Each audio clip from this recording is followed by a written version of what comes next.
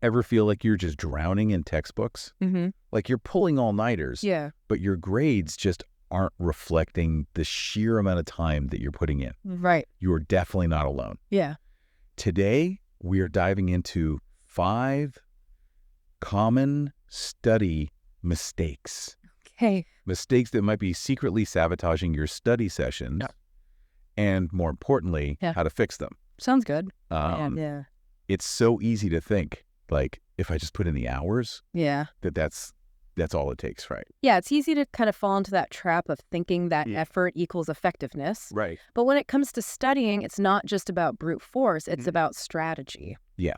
Okay, so let's unpack that a little. Yeah. Mistake number 1 that we're going to talk about today is diving into this mountain of textbooks, this mountain of material without a plan. Right. Like just opening it up.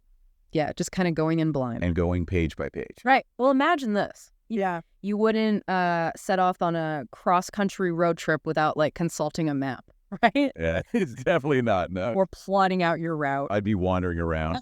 Yeah.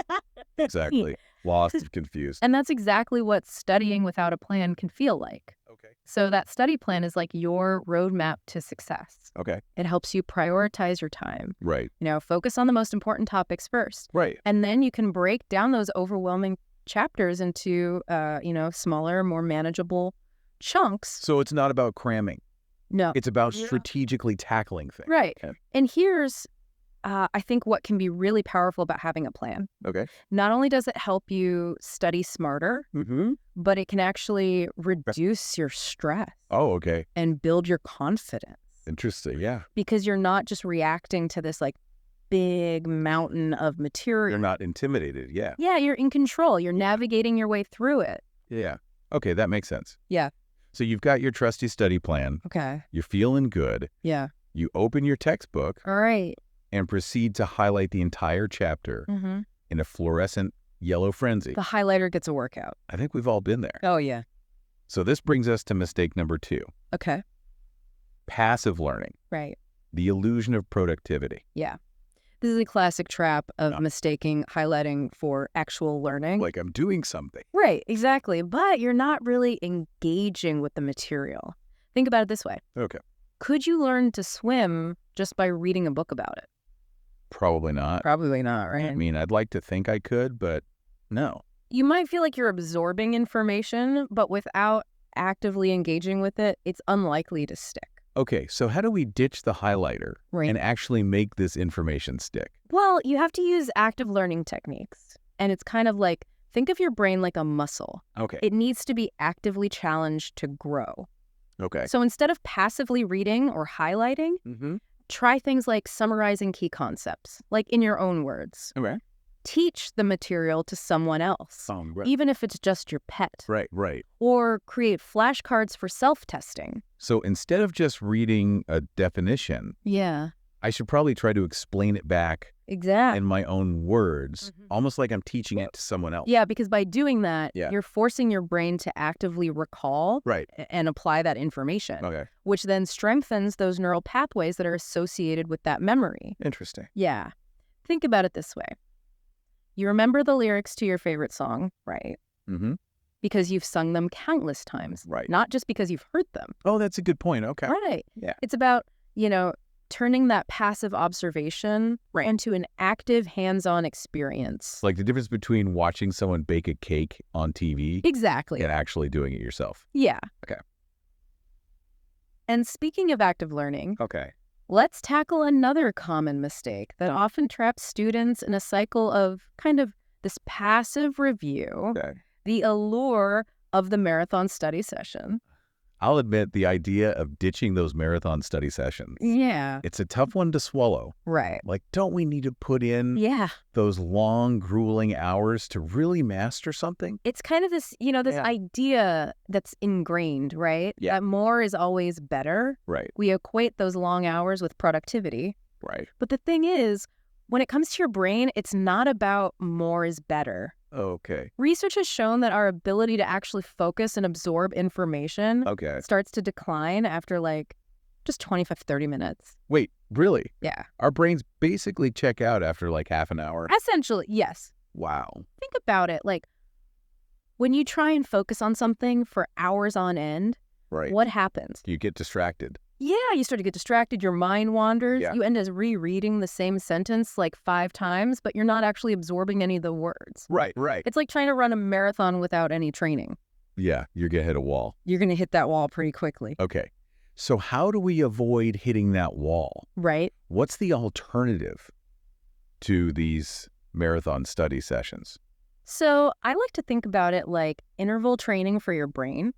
Okay. Instead of trying to power through hours of studying, you want to try working in focused bursts with short breaks in between. Right. And this is where the Pomodoro technique comes in. Okay, I've heard of that. Have you heard of that? Yeah. I always thought it was just some trendy productivity hack. Yeah, it might sound trendy, but it's actually based on pretty solid research about our brain's natural rhythms and attention spans. Okay. The Pomodoro technique, essentially, it encourages you to work in these focused intervals of 25 minutes, followed by a short 5-minute break. Okay. And then after every 4 Pomodoros, you take a longer break. Okay. Maybe 15, 20 minutes or so. So it's basically like giving your brain a chance to catch its breath. Exactly. And process all this information instead of just like force feeding it more stuff. Exactly. Because those short breaks are crucial for preventing that mental fatigue, for keeping your focus sharp. Okay. And don't underestimate the power of those longer breaks either. Use them to get up, move around, stretch, step outside for some fresh air. Yeah. Hit that reset button on your brain. Right. It really does wonders for your concentration and your energy levels. Okay, so we're replacing those like caffeine-fueled all-nighters with strategic steady sprints and brain-boosting breaks. I like it. Exactly. Which brings us to another common mistake.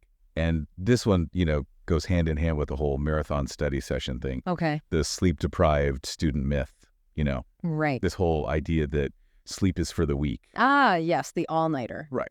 A rite of passage for many students. Right. But not necessarily a productive one. I remember doing that in college, thinking like, oh, I'm being so dedicated, staying up all night. Yeah. But then I look back and I'm like, how much of that information actually stuck with me? Exactly. And that's the thing. Yeah. It's this common misconception that sacrificing sleep for that extra study time is going to give you better results. Right. But in reality, sleep is actually crucial for learning and memory consolidation. Okay. When we sleep. Yeah.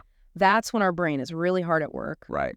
Processing all that information that we've taken in during the day, making connections, transferring it from our short-term to our long-term memory. So are you saying that by pulling an all-nighter, I'm basically hitting the delete button on everything? You're not necessarily hitting the delete button, but you're definitely hindering the process. Okay, yeah. You might think you're being productive by staying up all night, but you're actually hindering your brain's ability to learn and retain that information effectively.